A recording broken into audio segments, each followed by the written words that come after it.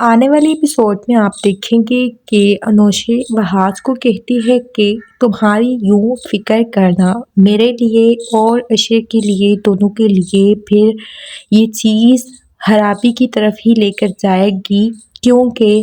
وہ نہیں چاہتا کہ تم میرے آس پاس بھی بھٹکو۔ پتہ نہیں اس کے ذہن میں کیا پڑا ہوا ہے یا پھر کیا جو ہے تمہاری بیوی نے اسے کہا ہے، جس کے بعد وہ بالکل اب تمہاری اپیرنس کو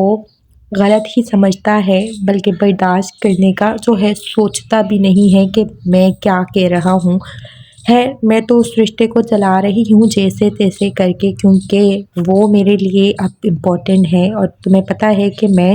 اب کس چیز سے گزر رہی ہوں، اس لیے میں کسی بھی چیز کو خراب نہیں کرنا چاہتی۔ لیکن میں تمہیں اتنا ضرور بتا دوں، اس طرح سے مزید اگر رہا تو میرے لیے پھر مشکل ہی مشکل ہوگی، اس لیے میں تمہیں یہی کہہ رہی ہوں جتنا ہو سکے میری لائف سے دور رہو، یہی ہم سب کے لیے بہتر ہے۔ اس پر وہاس کہتا ہے کہ جو بھی غلط فہمیاں ہیں اس کو میں دور کر دوں گا نا،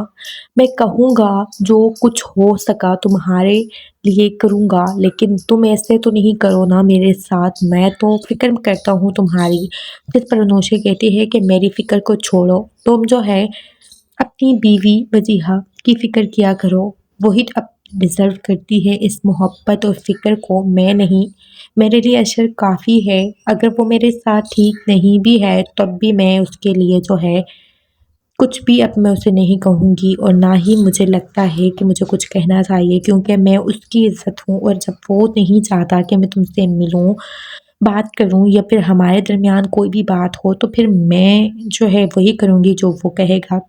جس پر وہاس کہتا ہے کہ میں نے تو منع نہیں کیا، کرو نا جو مرضی ہے تمہاری۔ دوسری جانب آپ دیکھیں گی کہ اب وجیہہ کو بھی معلوم پڑنے جا رہا ہے کہ عشر اور انوشے کے درمیان خود کا شوہر ہی آ رہا ہے، اس لیے وہ اسے کہہ دیتی ہے کہ ہمارا تو گھر نہیں بس رہا، لیکن کسی اور کے گھر کو اجاڑنے کی کیا ضرورت ہے، کیوں یہ سب کچھ کر رہے ہو، جب وہ شادی شدہ ہے تو پھر تم ایسا کیوں کر رہے ہو۔ جس پر وہاس اسے بھی کہتا ہے کہ تم بھی ایسی باتیں کرنے لگی ہو، تمہیں پتہ نہیں ہے کہ میں سوائے تمہارے کسی لڑکی کو نہیں دیکھتا، میری محبت سوائے تمہارے اور کسی کے لیے نہیں ہے، تو تم ایسے کیسے مجھے کسی کے ساتھ بھی منسلک کر سکتی ہو، میں ایسا نہیں ہوں، اور نہ ہی مجھے کسی سے کوئی جو ہے گلا شکوہ یا پھر کوئی جو ہے وہ ہے، میں صرف اور صرف ایک ہمدردی کے ناطے وہ سب کچھ کر رہا تھا، لیکن آج کے بعد وہ بھی نہیں کروں گا، کیونکہ جب لوگ اپنے